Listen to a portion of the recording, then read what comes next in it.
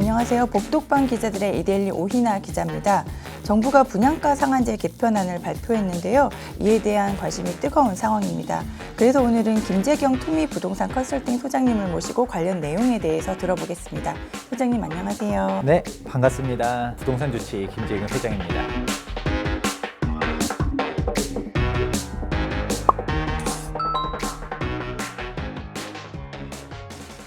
정부가 분양가 상한제 개편안을 발표했는데 그 정비사업 추진 시 소요되는 필수 비용을 분양가에 일부 반영하겠다는 내용이 골자인데요. 시장 분위기는 어떤가요? 시장 분위기는 그래도 없는 것보다 낫다라는 분위기는 있습니다. 그런데 원래 예상한 것보다는 너무 약하다. 진짜 획기적인 대책을 기대했었는데 또 생각보다 약하다라는 게 지배적인 시각입니다.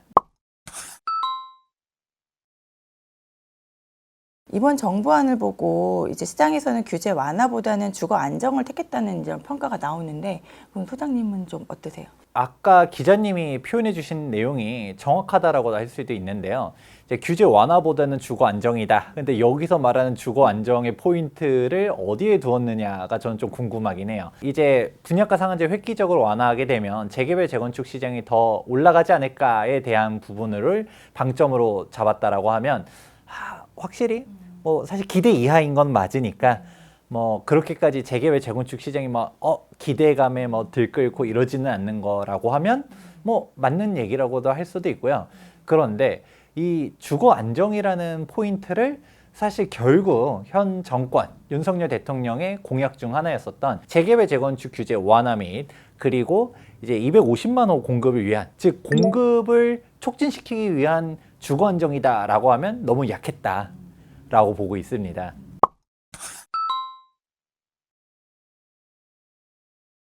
정부가 발표한 시뮬레이션을 보면 분양가가 한 1.5%에서 4% 정도 오르는 수준으로 이제 나오거든요.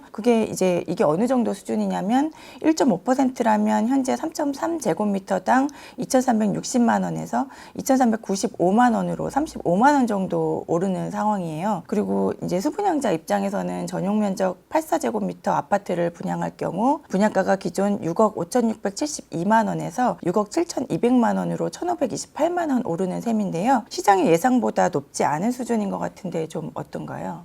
딱 정확한 표현입니다. 그러니까 시장에서 이거 올린다고 의미가 있냐라는 거죠. 사실 이제 발표 내용들을 보다 보면 거창하긴 합니다. 예를 들어서 각종 이주비라든지 이사비 그런 조합에서 지출한 비용들, 즉 실비들을 인정을 해주겠다.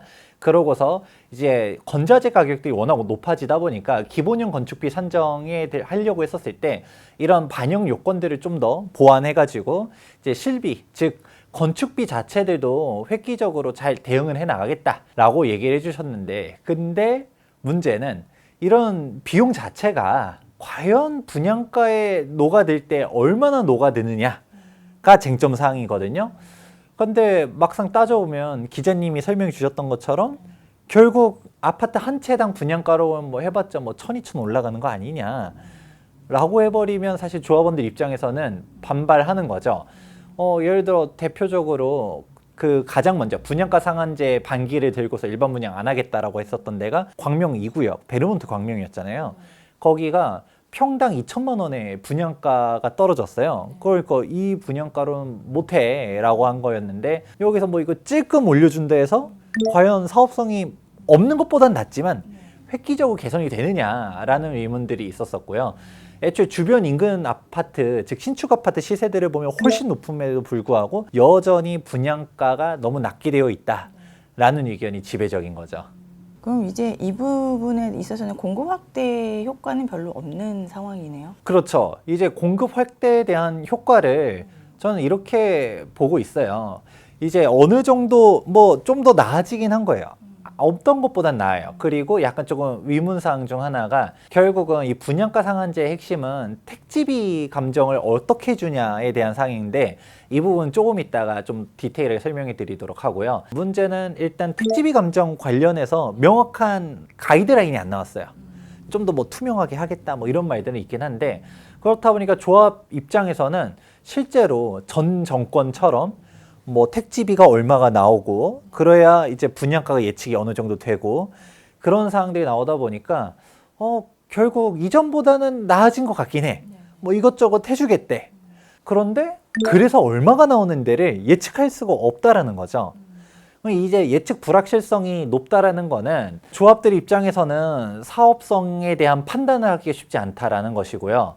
사업성에 대한 판단이 쉽지 않다라는 거는 조합이 속도를 빠르게 추진할 동력이 떨어진다는 것이죠. 예를 들어서 지금 현재 일반 분양을 앞두고 있는 조합들은 뭐 어차피 이 분양가로 분양을 하냐 마냐의 싸움이었으니까 안 받는 것보다는 낫다. 아까 말했던 뭐 그 1,000, 2,000이라도 받는 게 더 좋잖아요. 그렇게 생각해 볼 수는 있는데, 근데 이제 반대로 아직 조금 여유가 있어요.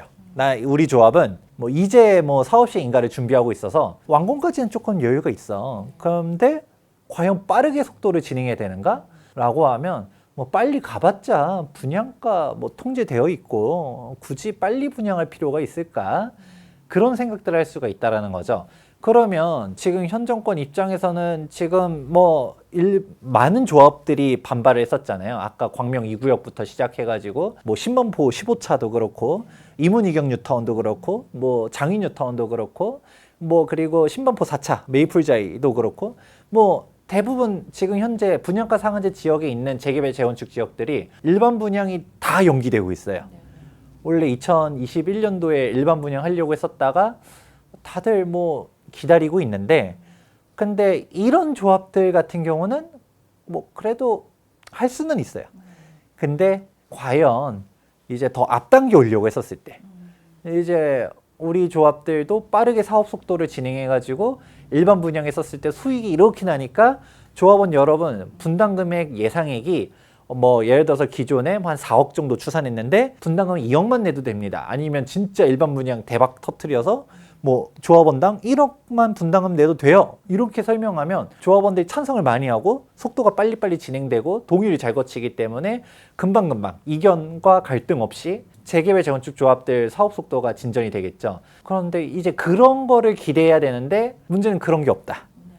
그렇다 보니까 결론적으로는 그거예요. 지금 현재 분양가 상한제 때문에 뭐 대기하던 조합들이 할 수는 있겠다. 뭐 진짜 할지 안 할지는 또 조합별로 판단해 봐야겠지만 뭐 이걸로는 마음에 안 들 수 있어서, 근데 이제 앞으로 기다리는 조합들을 좀 유인책으로 가기엔 너무 약하다라는 것이죠.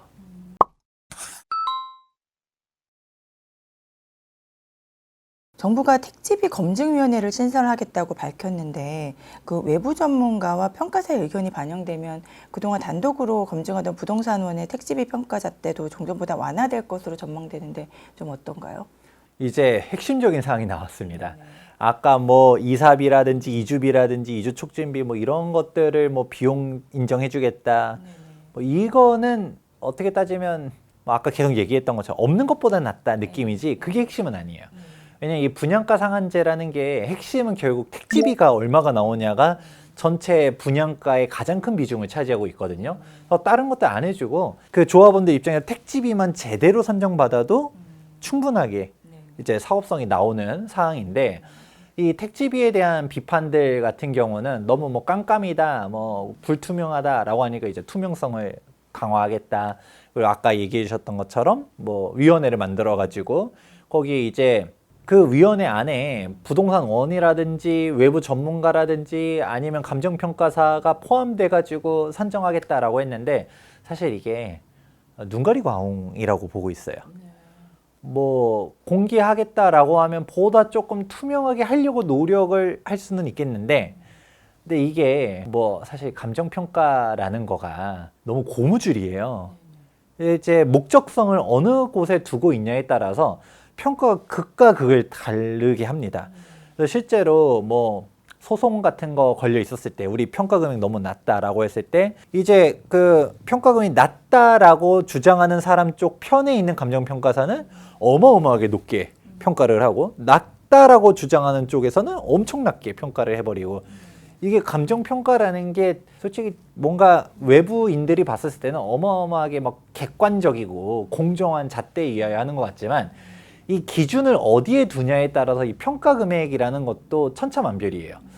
그렇다 보니까 그럼 이제 감정평가라는 것 자체가 사실 주관적인 부분들이 강하게 개입된다라는 전제를 놓고 보면 어떤 사항이 나오냐? 그 평가사를 누굴 부르느냐라는 거죠. 그리고 평가사 입장에서도 뭐 나는 조금 높게 평가해주고 싶었었는데 애초에 그걸 불러준 사람의 의도가 무엇이냐도 고려하지 않을 수가 없겠죠. 이런 것들도 결국은 누구를 뽑느냐라는 게 약간 뭔가 절차를 하나 만들긴 했지만 결국 원래 비밀리에 본인들끼리 이제 하던 거랑 뭐 이제 오픈돼서 기록이 남는다? 물론 기록이 남는다는 것 자체가 약간 본인 입장에서도 너무 말도 안 되긴 안 할 수는 있겠지만 그게 결국은 달라질 건 없다는 거죠. 정부의 위지대로 평가가 나올 가능성이 높다. 즉 택지비 산정이라는 거를 예를 들어서 객관적으로 하기 위해서는 이렇게 해야 되는 거죠. 차라리 이해 당사자인 뭐 재개발 재건축 조합에서 추천한 감정평가사를 넣는다든가 이거는 정말 객관적일 수는 있겠죠. 아니면 재개발 재건축 조합에서 추천한 변호사가 들어간다든가 뭐 외부 전문가 뭐 아까 위원회가 있잖아요. 그 외부 전문가 중 한 명을 조합에서 추천한 사람으로 들어간다든가 그러면 적어도 거기서 그 외부 전문가든 감정평가사든 이제 조합을 대변해 가지고 막 얘기를 하겠죠. 그러면 서로 상호 간에 이제 조율을 해가지고 맞춰갈 수가 있을 텐데 이제 결국 위원도 뽑는 사람들이 다 본인들이 뽑으면 결국 결과 역시도 예측할 수가 없다는 거죠. 즉 제가 얘기해드린 거의 핵심은 뭐냐, 재개발 재건축 조합이 빠르게 진행되기 위해서는 결국 택지비라든가 즉 분양가 상한제 체제 하에서 얼마로 분양할 수 있을 거라는 게 예측 가능해야 되는데 지금 현 상태로는 예측 불가능하다는 게 그대로라는 거죠. 그러면 아까 말했던 것처럼 계속적인 외부 위원들을 갖다가 조합에서 추천할 수 있으면 이제 조합에서는 이제 친한 감정평가사라든가 감정평가 법인한테 물어봤어요. 우리 택지비가 한 얼마 정도 나올 것 같습니까? 라고 물어봤을 때 얼마 정도 나올 것 같아요 라고 얘기하면 그거를 다 받을 수는 없어도 이거에 준해서 받을 수는 있겠다라는 예상치를 가지고서 사업을 추진할 수 있잖아요. 그게 아니면 아무것도 없다라는 거죠. 조합 입장에서는 조금 뭔가 빠르게 추진할 동력이 유인책이 부족하다라고 할 수 있습니다.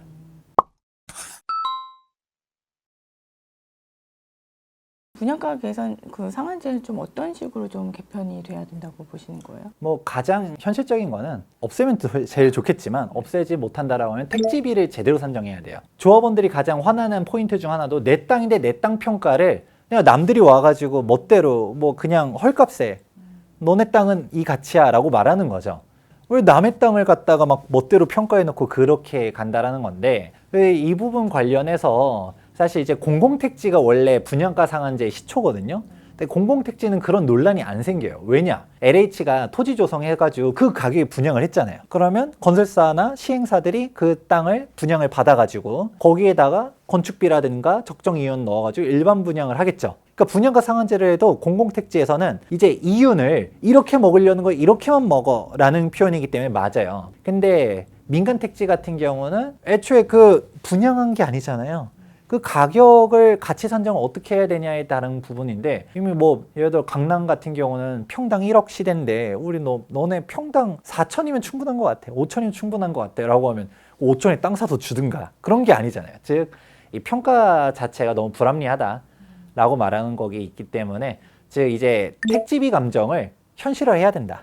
그러면 이 현실화할 수 있는 방안으로는 진짜 객관적으로 평가를 하든가 외부 감정평가가 들어가가지고 할 수 있도록 조합 추천으로 할 수 있도록 뭐 그런 내용들이 들어가야 된다고 보고 있습니다. 네, 오늘 소장님 모시고 분양가 상한제 개편에 대해서 들어봤습니다. 네, 소장님 감사합니다.